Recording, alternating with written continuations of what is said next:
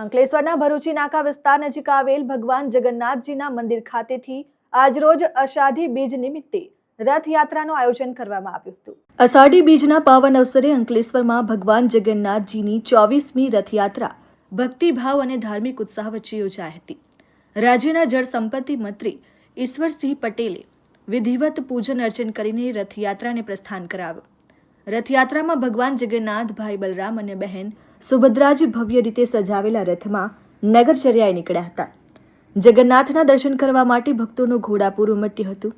રથયાત્રાના સમગ્ર રૂટ પર ભક્તો દ્વારા જય જગન્નાથના ગગનભેદી નાદ, ભજન કીર્તન અને હરિનામ સંકીર્તન કરવામાં આવ્યું હતું, જેનાથી સમગ્ર વાતાવરણ પવિત્ર અને ભક્તિમય બની ગયું હતું। સમગ્ર યાત્રા માર્ગ પર મોટી સંખ્યામાં ભાવિ ભક્તો ઉમટી પડ્યા હતા અને ભગવાનના દર્શનનો લાભ લીધો। રથયાત્રામાં કોમી એકતા જોવા મળી હતી। યાત્રામાં મુસ્લિમ સમાજના આગેવાનો પણ ઉપસ્થિત રહ્યા હતા। આ પ્રસંગે જિલ્લા ભાજપ પ્રમુખ પ્રકાશ મોદી, નગરપાલિકા પ્રમુખ જિગ્નેશ અંદાડિયા, રામકુંડના મહંત ગંગાદાસ બાપુ, આયોજક જીતુ પટેલ સહિત અનેક આગેવાનો ઉપસ્થિત રહ્યા। રથયાત્રા શાંતિપૂર્ણ અને સુચારુ રીતે સંપન્ન થાય તેમજ કોઈ અનિચ્છનીય બનાવ ન બને એ માટે સમગ્ર યાત્રા માર્ગ પર ચુસ્ત પોલીસ બંદોબસ્ત ગોઠવવામાં આવ્યો હતો।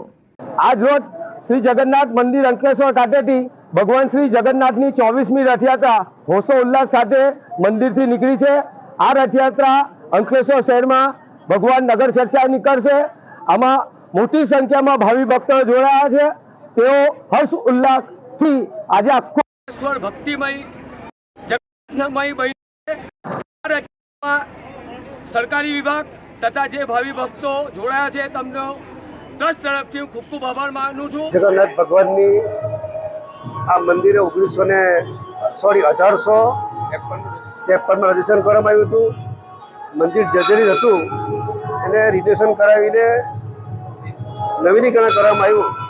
એના આજે 24મી રથયાત્રા આજે અહીંયા અંકલેશ્વર ખાતે નીકળી ત્યારે જગન્નાથ ભગવાન, વીરભદ્ર અને સુભદ્રા આ ભાઈ બહેન દ્વારા સમગ્ર વિસ્તારની અંદર આ રથયાત્રા નીકળી સમગ્ર જીવ સૃષ્ટિનું કલ્યાણ થાય એ મારે ત્યારે જગન્નાથ ભગવાનને પ્રાર્થના કરીએ કે મારા સમગ્ર જીવ સૃષ્ટિ નું કલ્યાણ થાય એવી વિનંતી।